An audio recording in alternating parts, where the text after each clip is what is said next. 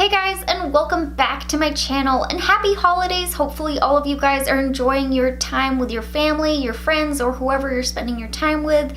Hopefully you are having a blast, and I am wishing you all the best wishes for this new year that is coming up.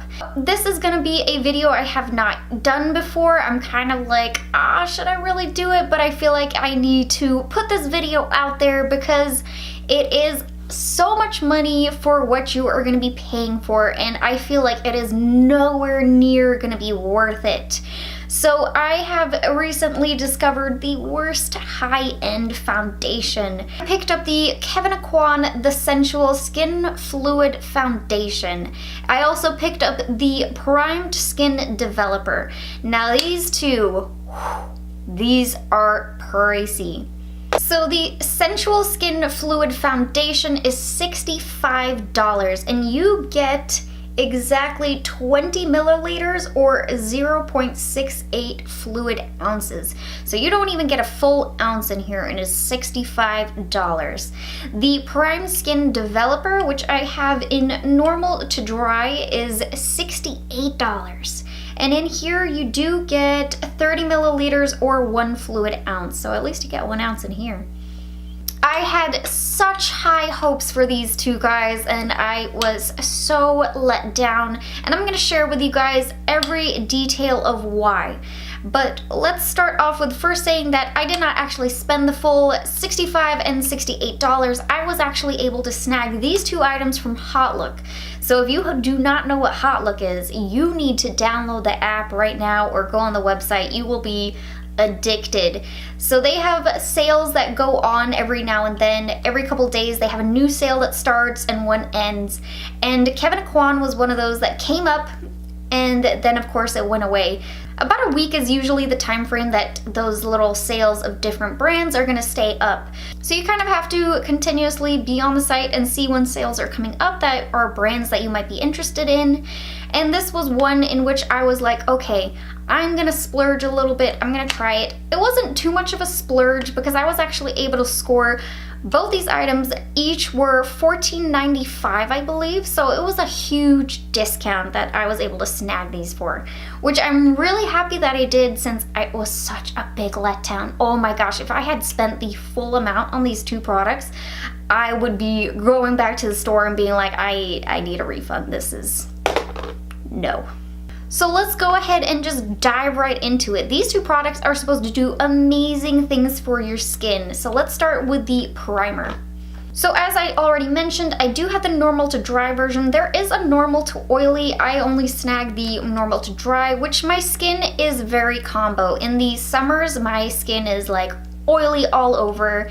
When it is the winter time, my skin does get a little bit more dehydrated in certain areas. Of course, I have a little bit of my oil in my T-zone area, but it does tend to get drier in the, outer perimeters of my face. I'm gonna read from the website what it has in it, and it says botanical extracts, marine activates, and hyaluronic acid moisturize and protect the skin. It's paraben-free, silicone-free, sulfate-free, phthalate-free, fragrance-free, synthetic-free, alcohol-free.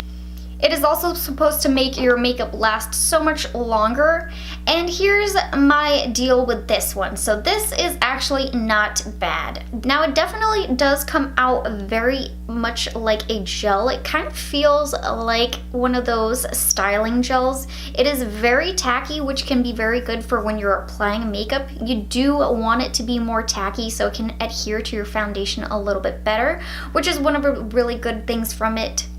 Of course, it is also supposed to have all those added benefits with all the good ingredients that it puts in there, so over time of using it, it's supposed to help your skin. However, as for having this underneath your makeup, I saw no real difference than using any of my other ones. This is definitely going to be something just to kind of hydrate under the skin and then, see results later on. It's nothing that's going to be really noticeable right away. I felt like I used it underneath the foundation and it really didn't do anything. I felt like my other ones do a lot more. I feel like if you are paying such a hefty price tag for this primer, you definitely want it to do something kind of miraculous.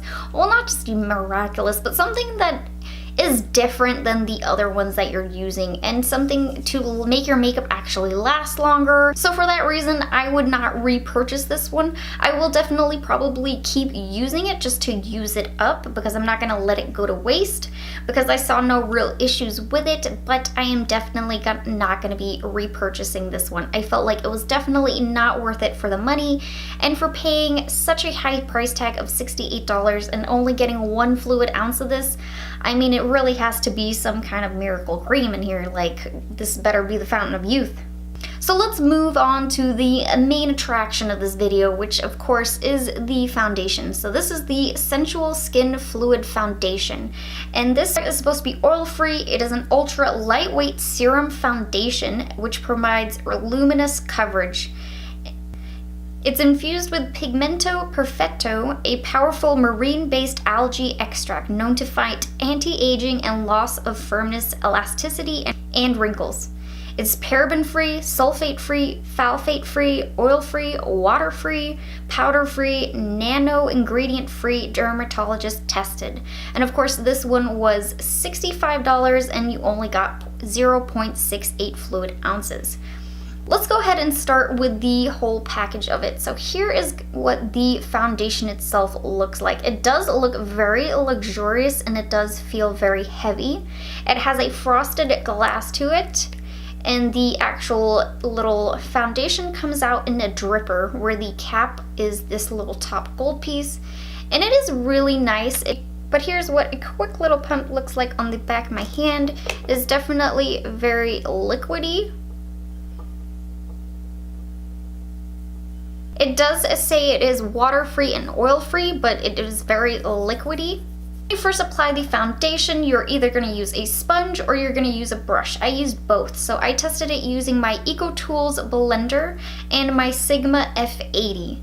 I prefer using the sponge because I felt like the brush made it look very cakey.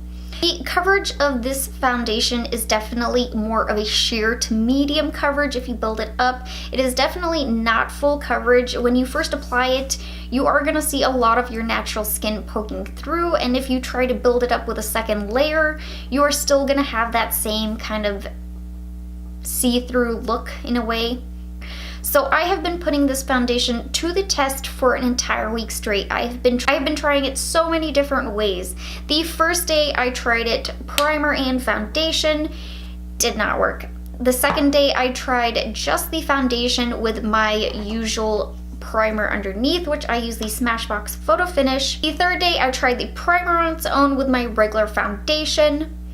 Today I decided to just try the foundation on its own, and to be quite honest, none of the times in which I have applied it, I have liked the way my foundation is sitting. The foundation itself is definitely more of a sheer to medium coverage if you build it up. When you apply the first layer onto your face, you are going to see a lot of your natural skin poking through, which is a lot what I have right here. I'll zoom you guys in a little bit. So I do have a lot of blemishes, which I do still have poking through, and a lot of redness that is underneath as well. On the first layer alone, it does actually settle into a lot of your fine lines and your wrinkles and settle into all of your pores.